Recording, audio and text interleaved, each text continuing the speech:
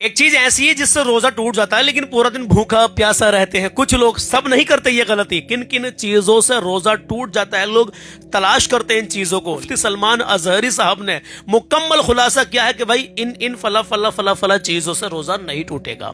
چلیے سنتے ہیں. اگر پیغام اچھا لگا تو اپنے بھائی کو سبسکرائب اینڈ فالو کر لینا, اور ہمیشہ ہمیں الحمدللہ دعاؤں سے نوازنا, اور ویڈیو کو لازمی آگے شیئر کرنا. نہ جانے کس کس کے دل میں اتر جائے بات, نہ جانے کتنے لوگوں کو یہ بات پتہ ہو جائے گی میرے عزیز, نہ جانے کتنوں کو ابھی تک پتہ نہیں ہوگی. سوشل میڈیا کا دور چل رہا ہے, لوگ تلاش کرتے ہیں, تو ہم چاہتے ہیں کہ اچھے اور سچے پیغام آپ تک پہنچنے چاہیے. سنیے ذرا مفتی سلمان ازہری صاحب نے روزے نہ ٹوٹنے کے, نہیں ٹوٹنے کے حوالے سے کیا کیا بتایا ہے, جو لوگوں کے ذہن میں رہتا کہ یار اس سے ہمارا روزہ تو نہیں ٹوٹ گیا ہوگا. ہاں بہت ساری باتیں ایسی ہیں. اور ایک چیز میں آپ کو بتاؤں گا جس کے ذریعے سے آپ کا روزہ ختم ہو جاتا ہے, پورا دن بھوکے پیاسے آپ رہتے ہو. بیان کے بعد میں اس غلطی کو میں بتاؤں گا کہ وہ غلطی کون سی ہے. سنیے ذرا.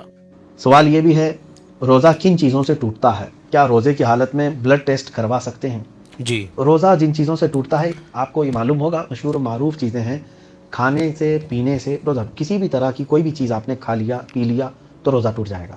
سب کو اسی معلوم طرح ہے سے یہ تو. جمع کیا, یعنی شادی شدہ مرد اپنی عورت سے ملاقات کیا, ہم بستری کیا, تو اس کا روزہ ٹوٹ گیا. ختم. یا پھر شہوت سے اس نے اپنے جسم سے اخراج کیا منی کا, تو پھر اس کا روزہ ٹوٹ گیا. اللہ. اس کے علاوہ روزہ ٹوٹنے کی الگ کوئی چیزیں نہیں. بعض لوگوں نے یہ سمجھا کہ خون نکل جانے سے روزہ ٹوٹتا ہے, نہیں ٹوٹے گا. الٹی ہونے سے روزہ ٹوٹتا ہے, نہیں ٹوٹے گا. الٹی ہو جائے آپ کو اگر بے اختیار تو روزہ آپ کا نہیں گیا. ہاں اگر کسی نے انگلیاں ڈال کر کے پورے زبردستی قے کیا ہے تو اس کا روزہ گیا. منہ بھر اگر آ گئی تو اس کا روزہ جائے گا. خود سے اگر کچھ کیا بے اختیار ایسی ہی کوئی چیز آئی تو اس سے روزہ نہیں ٹوٹے گا. نہ نہانے سے روزہ ٹوٹے گا. بعض نے یہ بھی سوال کیا ہے کہ غسل میں منہ میں پانی لینا فرض ہے اور گرگرا کرنا فرض ہے, تو روزے کی حالت میں کیا کرنا چاہیے؟ میرے عزیزو, غسل میں کلی کرنا فرض ہے, ناک میں پانی چڑھانا فرض ہے, گرگرا کرنا فرض نہیں ہے. جس کو کہتے ہیں منہ میں پانی لے کر حلق میں گرگرا کرنا فرض نہیں ہے. گرگرا روزے کی حالت میں نہیں کرنا چاہیے کہ پانی کے قطرے حلق کے اندر جانے کا اندیشہ ہے. کلی کرے, ناک میں پانی چڑھائے, کوئی حرج نہیں. غسل میں بھی, روزے کی حالت میں بھی اگر غسل ہو رہا ہو تو کلی کرے, ناک میں پانی چڑھائے, اس سے روزہ نہیں ٹوٹے گا. آپ جیسا غسل کرتے ہیں ویسے غسل کرے, بس یہ ہے کہ گرگرا نہ کرے, حلق میں پانی اندر نہ جائے, بس اتنا ہی. جی بے شک. اگر دن کے بیچ میں روزہ ٹوٹ جائے, جیسے کہ الٹی ہو جائے, یہی سوال کیا ہے کہ الٹی سے روزہ نہیں ٹوٹتا.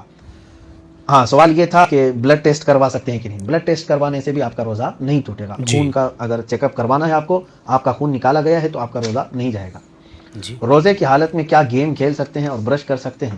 میرے عزیز, گیم کھیلنے کے لیے آپ نہیں بنائے گئے. جی, اللہ تبارک و تعالیٰ نے آپ کی زندگی کو جس مقصد سے بنایا ہے وہ قرآن میں پڑھو. اللہ فرماتے ہیں وما خلقت الجن والانس الا لیعبدون, میں نے انسانوں کو اور جنات کو میری اپنی عبادت کے لیے بنایا. تو گیم کیا کوئی عبادت ہے؟ ہاں اب یہاں پر کچھ لوگ ایڈکٹ ہو گئے ہیں. کچھ ایسے خطرناک گیم دنیا نے لانچ کر کے تمہارے ہاتھوں میں پکڑا ہے جو تمہارے اخلاق کو بھی تباہ کر رہا ہے, تمہارے ایمان کو بھی تباہ کر رہا ہے, تمہارے وقت کو بھی, پیسے کو بھی, سب. جو جوا کھیل رہے ہیں, تمہاری آخرت بھی برباد ہے. کچھ ایسی چیزیں ہیں وقت گزارنے کے لیے, کچھ چیزیں کیا جیسے ذہن کی تیزی کے لیے. کچھ کھیلوں کی حضور صلی اللہ علیہ وسلم نے اجازت دی جس سے جسم اچھا ہو جائے, جس سے دماغ اچھا ہو جائے. ہاں اگر آپ کو گیم کھیلنا ہے تو تیر اندازی سیکھو. حضور صلی اللہ علیہ وسلم نے حکم فرمایا تیر اندازی سیکھو. کیا یہ بہتر گیم نہیں ہے؟ اس میں تمہارا نشانہ بہتر ہوگا.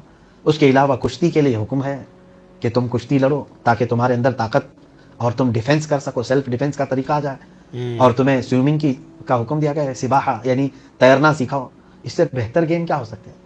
لوگ یہ سوچتے ہیں کہ کسی جگہ کمبل میں بیٹھ کر کے آرام سے اس موبائل میں ہی کھیلیں, آسانی ہو.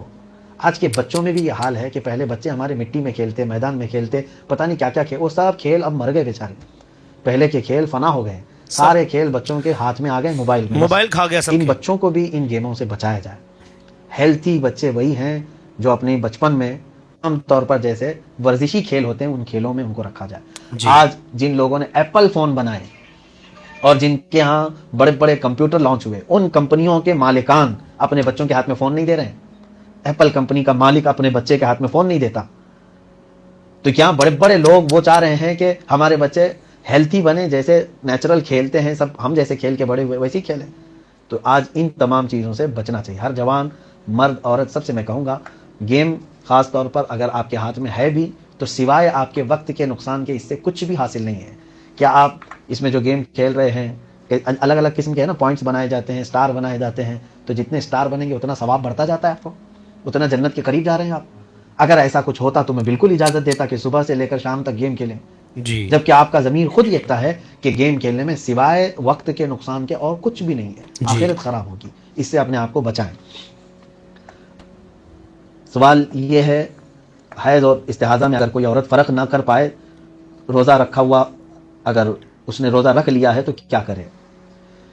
یہ تفصیل طلب ہے عورتوں کے لیے کہ یہ مسائل ایسے ہیں کہ ان کو عورتوں کے محافل میں بیان کیے جائیں، پھر بھی میں مختصراً بتا رہا ہوں کہ عورت کو ہر مہینے جو ماہواری آتی ہے وہ حیض ہے، اور ایک ہے بیماری کی وجہ سے آتا ہے وہ استحاضہ ہے۔ حیض میں نماز اور روزے جائز نہیں ہیں، وہ قرآن، نماز، روزہ کچھ نہیں کر سکتی حیض میں اور نفاس میں۔ بچہ پیدا ہونے کے بعد جو وہ ناپاکی رہتی ہے اس کو نفاس کہتے ہیں، اور ہر مہینے جو عورت کی ہے وہ اس کو حیض کہتے ہیں۔ ان دنوں میں نماز، روزہ اور پھر قرآن پاک کی تلاوت، یہ سب چیزیں اس کے لیے جائز نہیں۔ لیکن ایک ہے استحاضہ، وہ عورتیں خود ہی سمجھ جائیں گی کہ استحاضہ کیا ہے، کیونکہ کچھ عورتوں کی ہر مہینے عادت ہوتی ہے کہ اتنے ہی دن آئے گا، اور جس عورت کو یہ عادت معلوم ہے اس سے زیادہ اگر آیا ہے تو اس کو کہتے ہیں استحاضہ۔ استحاضہ کے ایام میں نہ نماز معاف ہے نہ روزہ معاف ہے، وہ ساری چیزیں ویسی ہی کر سکتی ہیں۔ استحاضہ ایسے ہی سمجھ لیں جیسے کسی کی نکسیر پھوٹ گئی، نکسیر پھوٹنا مطلب ناک سے خون جاری ہوا، کسی کو یہ بیماری ہوتی ہے، تو استحاضہ میں کوئی چیز معاف نہیں ہے، وہ روزہ بھی رکھے گی اور نمازیں بھی پڑھے گی، جبکہ وہ پاک کر لے، اس کے لیے اتنا دھو لے اور وضو کرے اور نماز پڑھے۔ بعض مقامات تو ایسے بھی ہیں کہ اگر معذور ہے کوئی ایسا معذور، جیسے معذوروں کی نماز کا، کسی کو ہوا خارج ہونے کی ایک بیماری ہے، کسی کو پیشاب کے قطرے ٹپکنے کی بیماری ہے، اور کسی کو خون نکلنے کی بیماری ہے، یہ تینوں بیماریاں بھی اگر ہیں کنٹینیو ایسی ہیں کہ 2 منٹ بھی سٹاپ نہیں ہوتے، یعنی وضو کر کے 2 رکعت نماز پڑھنے یا 4 رکعت نماز پڑھنے تک کا بھی ٹائم سٹاپ نہیں ہوتا، تو اس کے لیے حکم ہے اسی حالت میں وضو کرے، اسی حالت میں نماز پڑھے، چاہے تو مصلی اس کا خون سے بھر جائے تب بھی اس کی نماز ہو جائے گی۔ اللہ، یہ معذوروں کے لیے ہے، یا پھر نماز کی حالت میں ہی اس کی ہوا خارج ہوتی رہ جائے تو بھی اس کی نماز ہو جائے گی، اس معذور کے لیے جس کو اتنا وقت بھی خالی نہیں مل پاتا کہ وہ 4 رکعت نماز ادا کر سکے۔ لیکن یہ ہے کہ ہر نماز کے لیے وہ نیا وضو کرے گا معذور۔ تو یہی حکم استحاضہ والوں کے لیے بھی ہے۔ عورتوں کو یہ خود اچھی طرح سے معلوم ہو جاتا ہے کہ اگر وقت سے زیادہ آیا ہے تو وہ استحاضہ ہے، اس میں ان کے لیے روزے معاف نہیں ہیں، وہ روزے ضرور رکھیں گی۔ اللہ رب العزت کہنے سننے سے زیادہ ہمیں عمل کی توفیق عطا فرمائے۔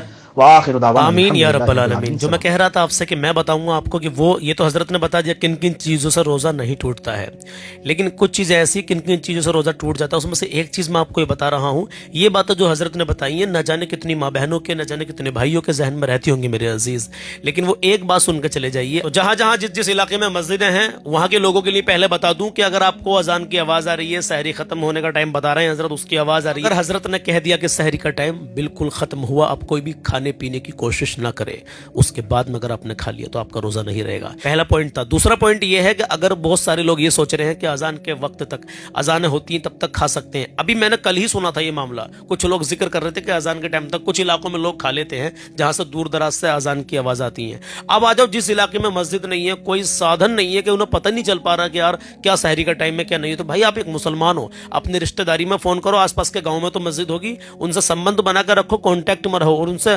منٹ کی خبر لیتے رہو کہ آج تمہارے یہاں ختم سحری کا کیا ٹائم ہے۔ انہوں نے کہہ دیا 5:24 پہ سحری کا ٹائم ختم ہے، تو 5:23 تک آپ کھانا پینا کر سکتے ہو، بعد میں بالکل مت کرنا۔ اگر آپ کے علاقے میں مسجد نہیں ہے تو پورا دن بھوکے پیاسے رہو گے، کوئی فائدہ نہیں ہوگا آپ کے ایسے روزے کا۔ اگر آپ نے اذان کے وقت تک یا اذان کہیں سے آواز آ گئی تب تک اگر آپ نے کھا لیا کہ ابھی اذان نہیں ہوئی ہے کھا لے، نہیں بھائی، سحری کا ٹائم ختم ہونے سے اذان کا کوئی تعلق نہیں ہے، وہ تعلق ہے وہ ٹائم کا ہے۔ جب سحری کا ٹائم ختم ہو جاتا ہے پھر اس کے بعد میں آپ کچھ نہیں کھا پی سکتے، کیونکہ سحری کا ٹائم ختم ہونے سے 5 منٹ کے بعد میں اذان ہوتی ہے، 5 سے 7 منٹ کے بعد میں میرے عزیزو۔ اس پیغام کو عام کر دیں، ابھی کے ابھی سے ایک دو جگہ شیئر کر دیں۔ جزاک اللہ، اپنا خیال رکھیں، اللہ حافظ۔